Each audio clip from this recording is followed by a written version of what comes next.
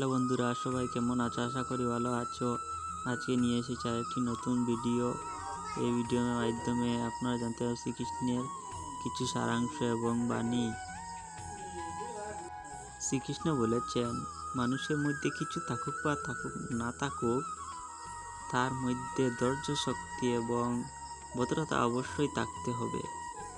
যে ব্যক্তির মধ্যে তার ভদ্রতা এবং নিজের ক্ষমতা নেই, সেই ব্যক্তি এই পৃথিবীতে বেঁচে থেকেও মরার মতো আছে। শ্রীকৃষ্ণ বলেছেন, তোমার উপরে যতই অত্যাচার হোক না কেন, তোমার নিজের মনকে শান্ত রাখতে হবে এবং ধৈর্য ধরে রাখতে হবে। তবেই তুমি অন্যায়ের সাথে প্রতিবাদ করতে পারবে। যে ব্যক্তি তার নিজের ক্ষমতা নিয়ে অহংকার করে, সেই ব্যক্তি এই পৃথিবীতে মূর্খর সমান হয়। তাই তোমার যেতটুকুই জ্ঞান থাকুক না কেন, কখনো অহংকার বা কাউকে হিংসা করবে না। তাহলে যদি আপনি কাউকে হিংসা করেন বা কোনো খারাপ কাজ করেন তার সাথে, তাহলে তুমি জ্ঞানী ব্যক্তি হয়েও অজ্ঞানীর মতো কাজ করবে এবং তুমি ধীরে ধীরে মৃত্যুর মুখে চলে যাবে।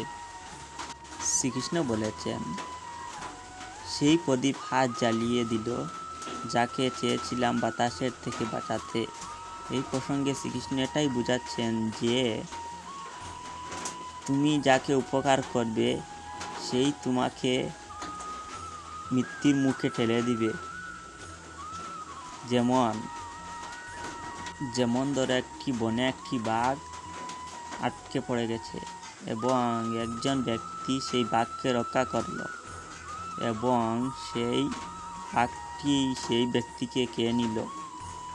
এই প্রসঙ্গে শ্রীকৃষ্ণ বলেছেন, উপকারীকে বাঘে খায়। তাই নিজে সুরক্ষিত থাকবেন এবং অন্যকে সুরক্ষিত থাকতে দিবেন। কাউকে ক্ষতি করবে না। যে তোমাকে সাহায্য করবে তাকে অবশ্যই সাহায্য করবে, তুমিও মনে শান্তি পাবে এবং যাকে সাহায্য করবে সেও মনে শান্তি পাবে। তাই কখনো কাউকে কষ্ট দিয়ে চলবে না এবং আঘাত দিবে না। এই পৃথিবীতে সকল ব্যক্তিরই কিছু না কিছু জিনিস হওয়ার আকাঙ্ক্ষা থাকে। সেই আকাঙ্ক্ষায় সে তার নিজের লক্ষ্য স্থির রাখে যাতে সে তার লক্ষ্যে পৌঁছতে পারে।